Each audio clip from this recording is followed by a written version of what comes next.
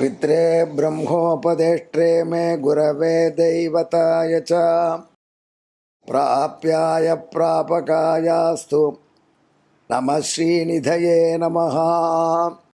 எம்பெருமான் ஏன் ராமனாக அவதரித்தான்?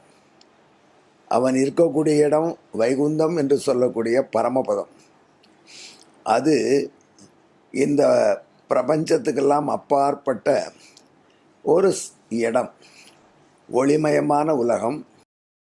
அங்கு பாவம் செய்தவர்கள் செல்ல முடியாது, ஏன் புண்ணியம் செய்தவர்களும் செல்ல முடியாது. அப்பேற்பட்ட ஒளி மார்க்கத்தில் அர்ச்சிராதி வழியில் சென்று அந்த ஊருக்கு நாம் போகணும். இறைவனிடம் சரணாகதி செய்து இறைவன் அருளினாலன்றி அந்த உலகத்துக்கு நாம் போக முடியாது. அப்பேற்பட்ட உலகத்தில் இருக்கக்கூடிய எம்பெருமான் இந்த பூலோகத்தில் மானிடனாக ஏன் பிறந்தான்? இது என்ன பெரிய விஷயம்? ராமாயணம் எவ்வளோ தடவை கேட்டிருக்கோம். என்ன சொல்கிறாங்க எல்லாரும்? ராவணன் என்ற கொடியவன் இருந்தான், அந்த கொடியவனுடைய கொடுமை தாங்கலை, தேவர்களுக்கு பல இன்னல்கள் கொடுத்தான், முனிவர்கள் தவம் செய்யக்கூடாது என்று தடுத்தான். அவனே தவம் செய்து தான் இவ்வளோ சக்தி பெற்றிருந்தான். அவனுடைய கெட்ட எண்ணம் தன்னை போல மற்றவர்களை விடக்கூடாது. ஆகையினால தான் செய்த தவத்தை மற்றவர்கள் செய்யக்கூடாது என்று சிலர் தங்கள் பிள்ளைகளுக்கு மட்டும் சில சலுகைகள் கொடுத்து மற்றவர்களுக்கு அந்த சலுகை கொடுக்க மாட்டார்கள். அதை போல ராவணன் நடந்து கொண்டான். அந்த கொடுமையினாலே உலகம் தவித்தது, நாராயணனிடம் சரணமடைந்தது. எப்படி நாராயணனிடம் சரணமடைவது?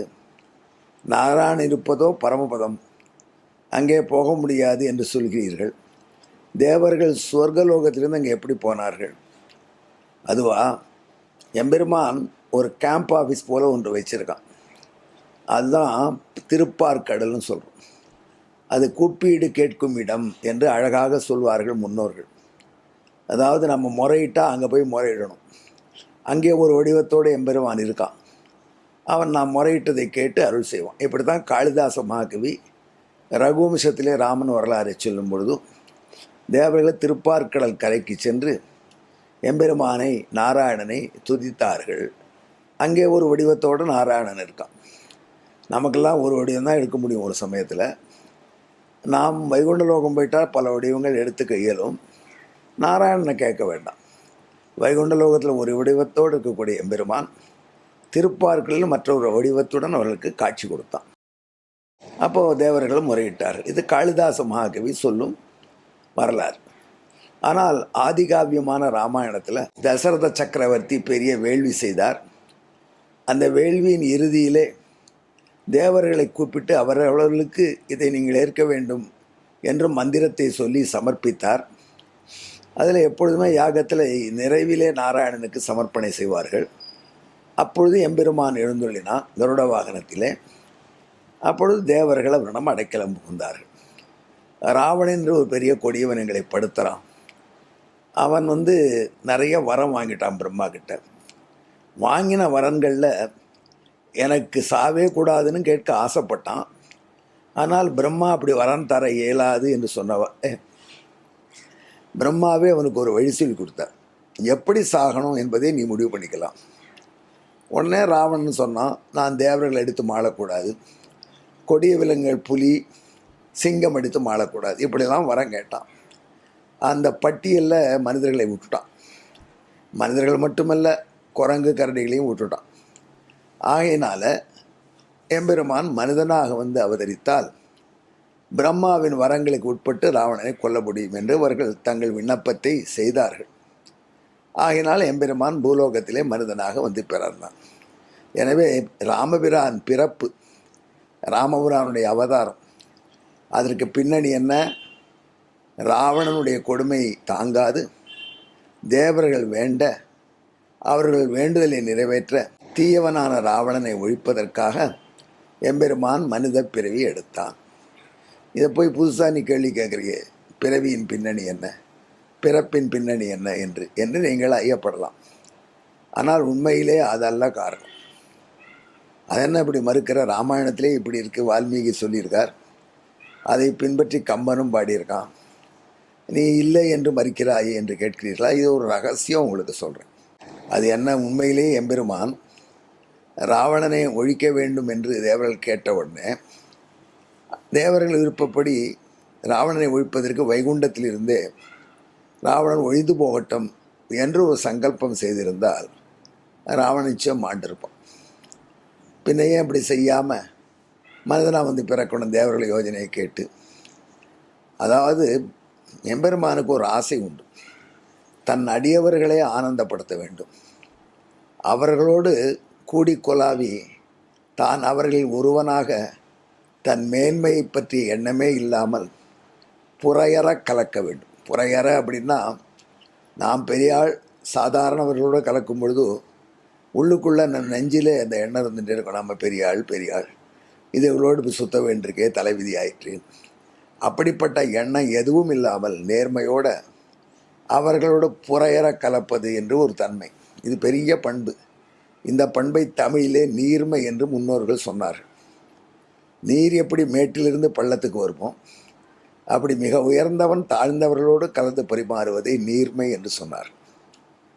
அந்த நீர்மையை எம்பெருமான் தன்னிடம் இருப்பதினால் தான் வைகுந்தத்திலிருந்து பூவுலகுக்கு வந்து தன் அடியார்களோடு புறையற பழகி அவர்களை மகிழ்விக்க விரும்புகிறான். ஏன் இப்படி செய்யணும்? இந்த அடியார்களையும் வைகுந்தத்துக்கு அழிச்சுன்னு போயிட்டா அப்போ இந்த சிக்கலே வராது என்று ஒரு ஐயம் உங்களுக்கு வரலாம். ஆனால் வைகுண்டம் போவதற்கு நான் முன்னே சொன்ன மாதிரி புண்ணியமும் பாவம் எல்லாம் ஒழிஞ்சிருக்கணும், 0 அக்கௌண்ட்டில் இருக்கணும். அதற்கு நிறைய நாள்களாகும். நாம் செய்த பாபங்கள் எல்லாம் போக்கடிக்கணும்னா அதற்கான பக்தி யோகம் என்று ஒன்று செய்யணும்.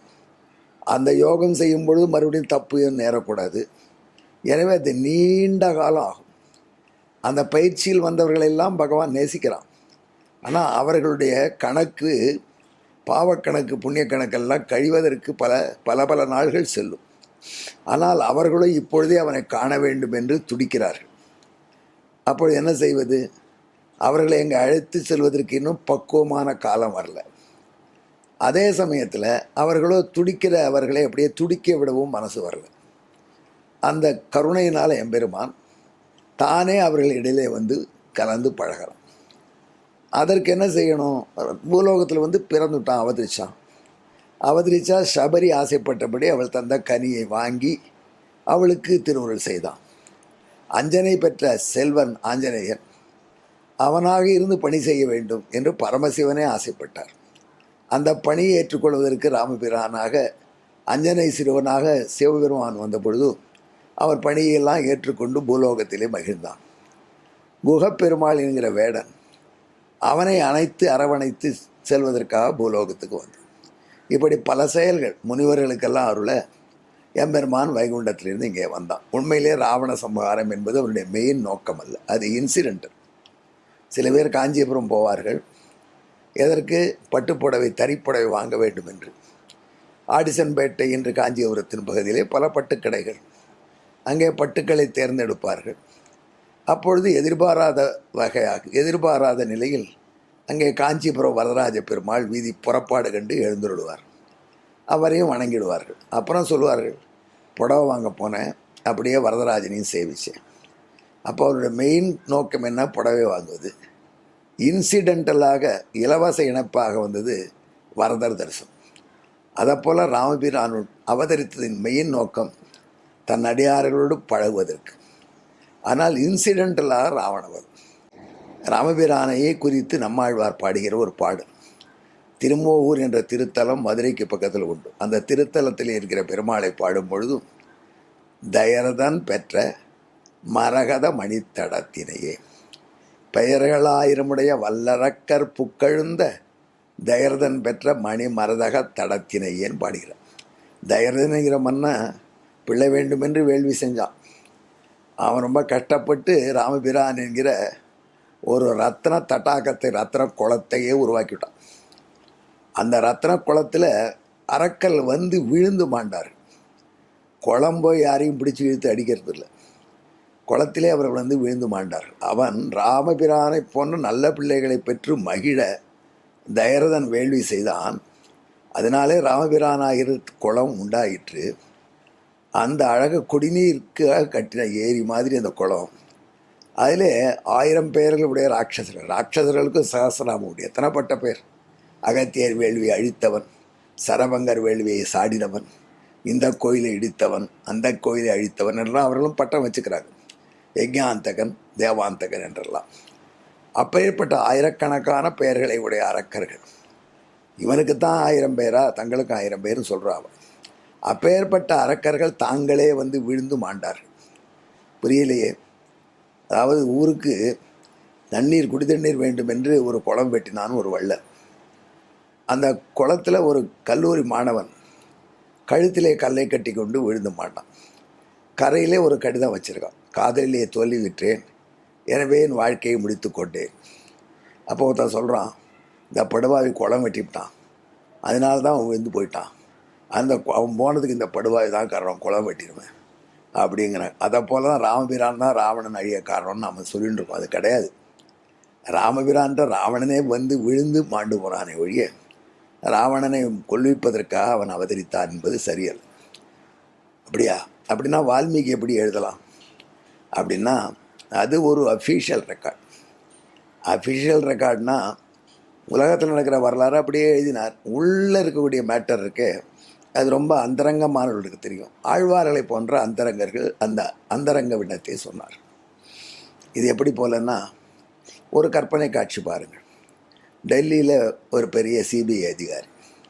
அந்த சிபிஐ அதிகாரி மார்ச் மாதத்து இறுதியில் நிறைவில் அவருடைய மனைவியின் தங்கைக்கு திருமணம்.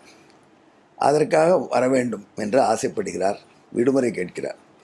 இயர் எண்டிங் கேஸெல்லாம் செட்டில் பண்ணணும். ஏன்னா தங்கை மச்சினிக்கு தானேப்பா கல்யாணம், அதான் அவன் தங்க போயிருக்காங்களே, நீ எதுக்கு போகணும்னு சொல்லிட்டார் அதிகாரி, உயர் அதிகாரி. லீவு கிடைக்கல. தவிக்கிற பொழுது அவருக்கு திடீர்னு ஒரு ரிப்போர்ட் வருது. காஞ்சிபுரத்தில் ஒரு பெரிய அதிகாரி லஞ்சம் வாங்கியதாக, அதை விசாரிக்க வேண்டும். அதை முன் விசாரணை செய்வதற்கு காஞ்சிபுரத்துக்கு நான் டூர் போக வேண்டும் என்று ஒரு டூர் ப்ரோக்ராம் வைக்கிறார் அதிகாரிக்கிட்ட. அதிகாரி பார்க்குறார், அப்போ பலேப்பா, இந்த அவ்வளோ அக்கறையாக வேலை செய்கிறது, சரி போயிட்டு வார் டூர் கொடுத்துட்டார்.